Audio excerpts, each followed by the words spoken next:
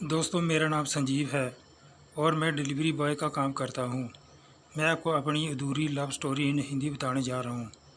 मेरी love story की शुरुआत उस समय हुई जब मुझे एक डिलीवरी पहुँचाने के लिए किसी दूर के एरिया में डिलीवरी करने के लिए भेजा गया, क्योंकि उस एरिया में जो डिलीवरी बॉय जाता था उसकी तबीयत ख़राब थी। मैं उस एरिया के सारे पार्सल लेकर गया और सभी को एक एक करके कॉल करने लगा। एक पार्सल रितु नाम का था। मैंने उसे 3 बार कॉल किया, लेकिन उनका कोई रिप्लाई नहीं आया। मैंने सोचा कि इसे थोड़ी देर बाद कॉल करूंगा और फिर मैंने बाकी बचे हुए पार्सल देने के लिए लोगों को कॉल करना शुरू कर दिया। मैं लगभग पार्सल डिलीवर कर चुका था, तो मैंने उस बचे हुए रितु नाम के पार्सल पे दोबारा कॉल किया। इस बार उन्होंने कॉल रिसीव किया। मैंने कहा, मैम आपका पार्सल आया हुआ है, इसे कृष्णा कॉलोनी में कहाँ पर देना है? तो उन्होंने जवाब दिया कि आपको तो मेरे घर का एड्रेस पता है ना। संजीव ने कहा, नहीं मैम, मुझे नहीं पता, मैं इस एरिया में पहली बार आया हूँ। जो इस एरिया में आता था उसकी तबीयत ख़राब हो जाने के कारण मुझे इस एरिया में भेजा गया। रितु, ठीक है, आप ऐसा करो, कृष्णा कॉलोनी में एक शिव जी का मंदिर है। मंदिर से 2 घर आगे एक ब्लैक कलर का गेट मिलेगा, आप वहीं पर आ जाओ। थोड़ी देर बाद मैं ब्लैक गेट के पास पहुंचकर कॉल की। रितु गेट के बाहर आई। मैंने उसे पार्सल दिया और उसने मुझे मुस्कुराते हुए थैंक यू बोलकर अंदर चली गई। लेकिन वो तुरंत वापस आई। मुझे बोला कि कल मेरा एक और पार्सल आने वाला है, अगर कल आप आओगे तो यहीं पर आ जाना। मैंने कहा, ठीक है मैम, जहाँ पर आ जाऊँगा। अगले दिन जब मैं ऑफिस गया तो मैंने देखा कि रितु नाम का पार्सल आया हुआ है। थोड़ी देर बाद मैं उस एरिया के सारे पार्सल लेकर निकल गया और जैसे ही मैं उस एरिया में पहुंचा तो मुझे एक कॉल आया। मैंने कॉल रिसीव किया और वो कॉल रितु का ही था। उसने जल्दबाजी में मुझसे कहा कि आप अभी कहाँ पर हो? रितु नाम का एक पार्सल होगा, क्या मुझे वह पार्सल अभी डिलीवर कर सकते हो? क्योंकि मुझे अभी अर्जेंट कहीं पर जाना है। मैंने कहा, ठीक है मैम, मैं 10 मिनट के अंदर आपके घर के पास आ जाता हूँ। जब मैं रितु के घर के पास पहुँचा तो वो लाल रंग की साड़ी पहनी हुई थी और उस लाल साड़ी में वो बहुत ही सुंदर लग रही थी। वह मेरे पास आई और मैंने उसे पार्सल दिया। उसने मुझे कहा कि अभी मुझे दोस्त की शादी में जाना है, आपने मुझे समय पर पार्सल दे दिया है, थैंक यू सो मच। इतना कहकर वो चली गई। मैं तो उसकी मधुर आवाज़ और मासूम चेहरे का कायल हो गया था।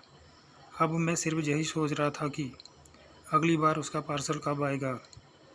2 दिन के बाद उसका पार्सल फिर से आया। इस बार मैं बहुत खुश था, पता नहीं क्यों, शायद मैं रितु को पसंद करने लगा था। जैसे मैं वहां गया तो सबसे पहले रितु को ही पार्सल दिया। मैंने डरते हुए उसे पूछा, आप अभी किस क्लास में हो? रितु ने कहा, मैं ग्रेजुएशन लास्ट ईयर में हूँ। लेकिन आप क्यों पूछ रहे हो? संजीव, नहीं, बस ऐसे ही। रितु अंदर चली गई और बालकनी से मेरी तरफ देखने लगी। मैं भी उसकी तरफ देखकर मुस्कुराया और वहाँ से चला गया। मैं पार्सल बांटकर घर आ गया और रितु के बारे में ही सोचने लगा। मेरी आंखें बस उसी को देखना चाह रही थी। मैं ऊपर वाले से दुआ करने लगा कि कल भी उसका पार्सल आ जाए और उसके बारे में सोचते सोचते मैं सो गया। अगले दिन जब मैं ऑफिस गया तो ऊपर वाले ने मेरी सुन ली। उसका पार्सल आया था, लेकिन इस बार पार्सल बड़ा था। मैंने सबसे पहले उस एरिया के सारे पार्सल को छांटकर बैग में डाल दिया और उस बड़े पार्सल को बाइक में बांध कर ले गया। मैं रितु के घर पहुंचकर उसे कॉल किया। थोड़ी देर में वो बाहर आई और उसने देखकर बोला कि ये बड़ा पार्सल आप बाइक पर ही ले आए। मैंने सोचा इस बार उसका फ़ोन नंबर ले लेता हूँ, तो मैंने उससे बोला, रितु मैम, कभी कभी मैं आपको कॉल करता हूँ तो कंपनी के ए नंबर से कॉल कनेक्ट नहीं होता। ऐसा करो, आप मुझे अपना पर्सनल नंबर दे दीजिए, अगर कभी कॉल कनेक्ट ना हो तो मैं आपके पर्सनल नंबर पे कॉल कर सकूं। रितु, ठीक है, आप लिख लो मेरा नंबर। वैसे आपका नाम क्या है? संजीव, मेरा नाम संजीव है। उसका फ़ोन नंबर मिलते ही मेरे दिल की धड़कनें बढ़ने लगी और उस दिन मेरी खुशी का ठिकाना नहीं था। मुझसे रहा नहीं गया और मैंने रात को ही मैसेज करके अपने दिल की बात रितु को बता दी। रितु ने सुबह उठते ही मैसेज को पढ़ा तो उसने मुझे कॉल किया। उसने मुझसे कहा, आप वही संजीव डिलीवरी बॉय बोल रहे हो? संजीव: हाँ, मैं वही बोल रहा हूँ।